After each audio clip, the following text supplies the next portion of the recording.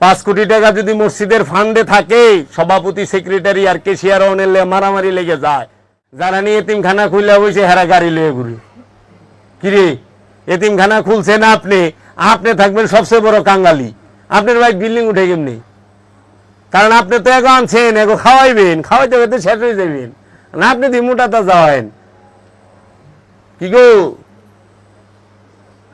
আমরা মসজিদের কারবার জানি, মাদ্রাসা কারবার জানি, কারণ এই ঘরানার মানুষ। 5 কোটি টাকা যদি মসজিদের ফান্ডে থাকে, সভাপতি সেক্রেটারি আর কেশিয়ার অনেলে মারামারি লেগে যায়, কেন এই 3 জনে মিলে ওই টাকা দেয় ব্যবসা বাণিজ্য করে আঙ্গুল ফেলা বট গাছ হয়। টাকা মাইরা খায় না, পরে আবার দিয়া দেয়, কিন্তু বিনা সুদে বিনা লাভে টাকাটা তো পাইল। জায়গা কিনা হালায় ঢাকা শহরে, কিনা দানা দান বাড়ি খারাপ করাই দিছে। একটা পোলা কোনো মতো সৌদি পাঠায়, কৌশল করে কয় পোলা মাসে 5 লাখ টাকা বেতন পায়। কয় কি বাবা বেছে নাকি? হ্যাঁ, 5 লাখ টাকা বেতন পায়, কি চাকরি করে? আসলে না, এহেনকার মাল ওহনে নিয়া আগে একটা পলট কিনে, কারণ হ্যাঁ জানে 20 বছরের মধ্যে কেউ ওই মসজিদের আর সভাপতি সেক্রেটারি হয়ে পারবো না, আমি থাকুম। 20 বছরের মধ্যে আস্তে আস্তে টাকা দিয়ে দিব। আমরা এই হিস্টোরি দেখছি, নাম কই তুমি একবারে, আমরা মানুষ চিনি, পাগল খেপায় লাভ নাই। আমরা জানি কয়েকশো কোটি টাকা থাকে বড় বড় মসজিদ মাদ্রাসাগুলায়, দরবারগুলোর মধ্যে কোটি কোটি টাকা থাকে, থাকে না? ফকিরের সম্পদ থাকে, ফকিরের সম্পদ সব ট্রাস্টের জন্য, জনগণের জন্য। বাবা জাহাঙ্গীরের বাড়ি যায় দেহগা, এই 8 তলা বিল্ডিং সব খাইলা, যে যেমনি ছায়া হইবার লইছে, খাইবার লইছে, বইবার লইছে, কোনো টাকা লাগে না, পয়সা লাগে না, টিকিট লাগে না, কিচ্ছু লাগে না, ফুল ফ্রি স্টুডেন্টশিপ। আবার এই নরসিংদী নৌকাঘাটা স্কুলে যাইবেন, ফুল ফ্রি, 4 আনা পয়সা দেওয়ার লাগে না, নিজে খাওয়ানোর টাকা লইয়া যায় সাধনা কইরা হ, 5 টাকা দেওয়ার লাগবো না। আর যদি টাকা না থাকে, যায় পায়ে পড়ো যে দয়াল সাধনা করবার চাই, টাকার অভাবে করা পারি না, দয়ালে কয় যা আমি দিমুনি তুই কর। এলে বাবা জাহাঙ্গীর বিশ্ব ওলি নাম দেওয়া পারলো না, ফকুরনি দরবার শরীফ নাম দিল। কারণ আমরা সব ফকুরনি বাসার দরবারে যা হাদি রয়েছি, বাসারে আমরা চুষতে চুষতে আস্তে একদম সম্পদ ছাড়া করে দিয়েছি।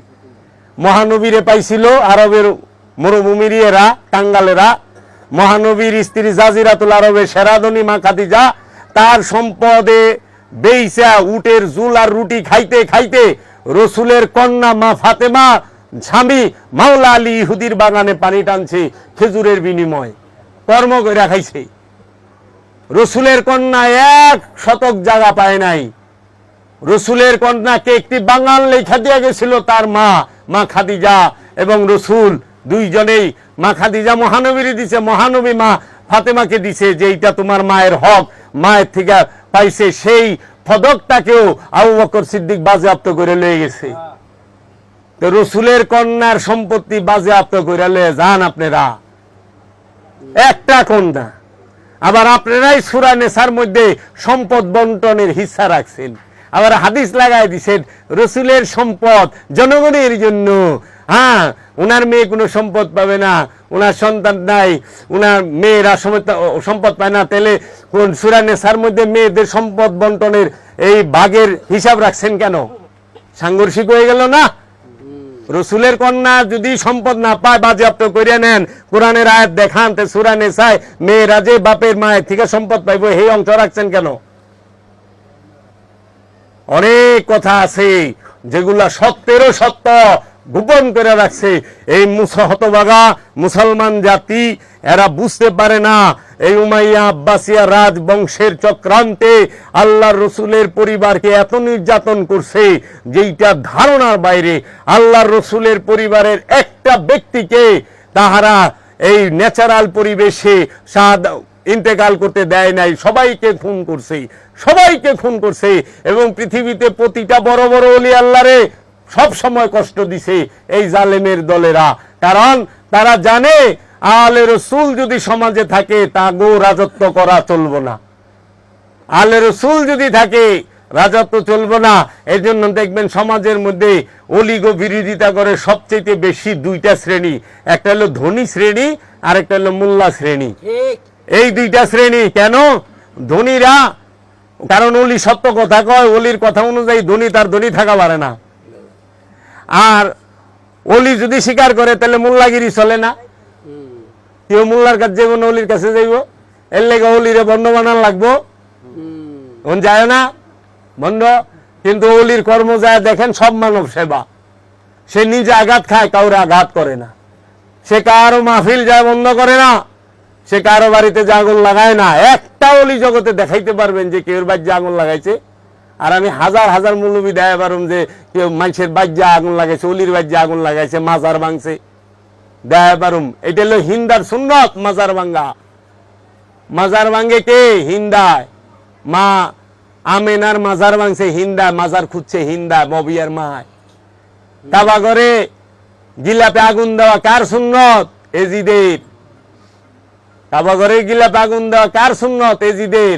আর কাবাকে রক্ষা করা কার সুন্নত? মাওলা মুহাম্মদের, মাওলা আলীর, মাওলা হাসান হুসাইনের। এই জন্য ওই আরবের ভূখণ্ডে যেই পর্যন্ত সুন্নিরা ছিল সেই পর্যন্ত আরবে আলে রসুলদের মাজারগুলো ঠিক ছিল। এই যখন ওহাবি আইলো 1923 সালে, একদিনে জান্নাতুল মাওয়া জান্নাতুল বাকিতে বুলডোজার দিয়া সমস্ত মাজারগুলা ভাঙলো। হতভাগা মুসলমান জাতি, তারা মা খাদিজার মাজারটা বুলডোজার ভাঙছে, মা খাদিজার মাজারটা বুলডোজার দিয়া ভাঙছে। ও কেউ তো দেখলাম না এই মৌলবীরা এত কোরআন হাদিস জাননেওয়ালারা আন্দোলন করতে। কে অধিকার দিল? মহানবীর চাচা মাওলা আলীর বাবা, যে মহানবীকে পাইলা লাইলা বড় করছে। আরে মহানবী না থাকলে ইসলাম থাকতো? কোরআন থাকতো? মসজিদ থাকতো? মাদ্রাসা থাকতো? এই শরীয়ত থাকতো? এই কিচ্ছু থাকতো না। তোমাকে পীরগিরি থাকতো? কিচ্ছু থাকতো না। সেই মহানবীরে যে পাইলা লাইলা বড় করছে তিনি হলো মহানবীর চাচা মাওলা আলীর বাবা ইমাম আবু তালেব, তার মাজারটাও বুলডোজার দা ভাঙছে। যে মহানবীর পাশে মা খাদিজা সম্পদ নিয়ে না দাঁড়াইলে এই ইসলাম জিন্দা থাকতো না, এই ইসলাম প্রচার হইতো না, করতে পারতো না আল্লাহর হাবিব। সব দিকে সাপোর্ট দিছে মা খাদিজা, সেই মা খাদিজার মাজারটা ভাঙছে। মহানবীর দাদা যিনি দোয়া কইরা, যিনি রবের কাছে ফরিয়াদ কইরা বাদশাহ আবরাহাত থেকে কাবাকে রক্ষা করছে, কাবা বাদশাহ আবরাহা ভাঙা পারে নাই, আবাবিল পাখি আয় পড়ছে।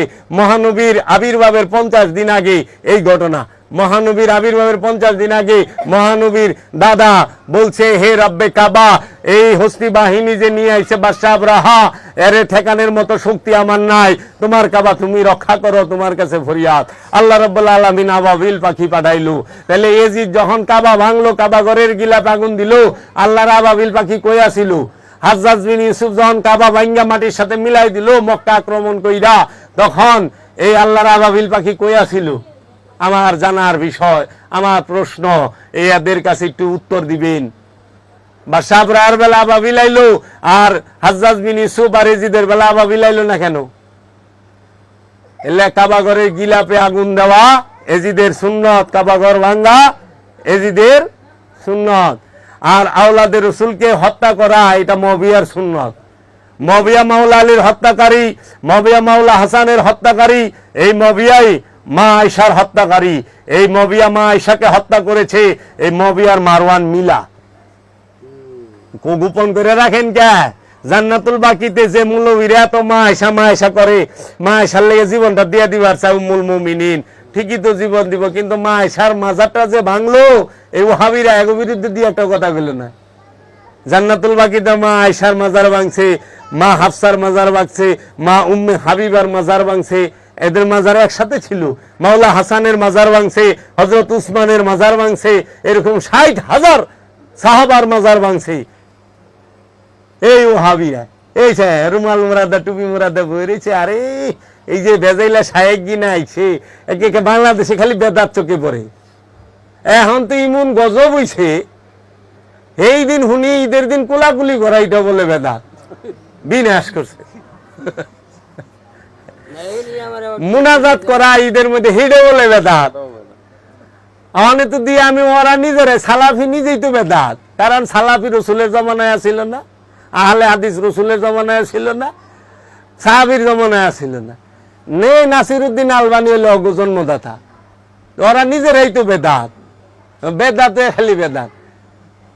অনেক কুলাকুলি করা বেদাত, এটা যদি বেদাত হয়, বাবা পাঁচকুল্লি টুপি ভিন্দে এটা কি বেদাত না? জালি টুপি ভিন্দে এটা কি বেদাত না? এটা তো সাহাবিও পরে নাই, রসুলও পরে নাই। সব একটা জালি টুপি ভিন্দে, যে লাল রুমাল পরে এটা রসুলও পরে নাই, সাহাবিরাও পরে নাই, এটা বেদাত না? এই রুমালের পাগড়ি পরে এটাও তো বেদাত, পাঞ্জাবি বেদাত, টরে কাপড় পাইব কই রসুলের জমানায়, সবই তো বেদাত। জুত স্যান্ডেল পিনতে এটাও বেদাত, সব বেদাত। দাঁত একটাও খুঁজা পাওয়া যাবে না বেদাত খুঁজলে।